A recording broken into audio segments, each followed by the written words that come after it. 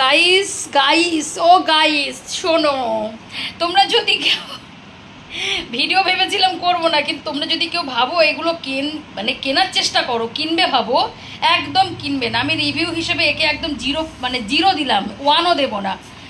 কত বড় দেখায় তোমরা ভাবো, অনলাইনে কত বড় দেখায়, দেখতে পাচ্ছ? এটা যদি দেখাতে পারতাম না, মানে কি বলবো, বাটির থেকেও ছোট, মানে ছোট বাটি হয় না এই খুপটি বাটিগুলো, তার থেকেও ছোট। দেখো কি অবস্থা, এখানে ভেবেছিলাম এখানে রাখবো, ও মা রাখতে গিয়ে এই অবস্থা।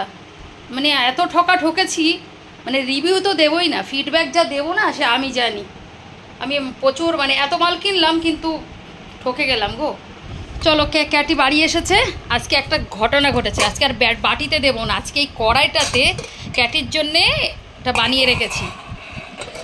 তো বাড়ি এসেছে, ওয়াটারমেলনটা একদম চাট মশলা দিয়ে আর জল জিরা আর ওর নামটা কি যেন, একটু বিট নুন জল জিরা আর একটু হচ্ছে তোমার চাট মশলা দিয়ে, এ দেখো দেখতে পাবে নিশ্চয়ই চাট মশলাটা, এ দেখো দেখতে পাচ্ছ, একেবারে এটার মধ্যে কেটেছি আর এটা ধরে এনেছি, কেন ও খুব ভালোবাসে। আই থিঙ্ক এটা সবটাই খেয়ে নেবে, খেলে খাক। এখন বাজে কটা বাজে শোনো আমার দাদা, এখন বাজে হচ্ছে তোমাদের কটা বাজে, ও 12টা 3।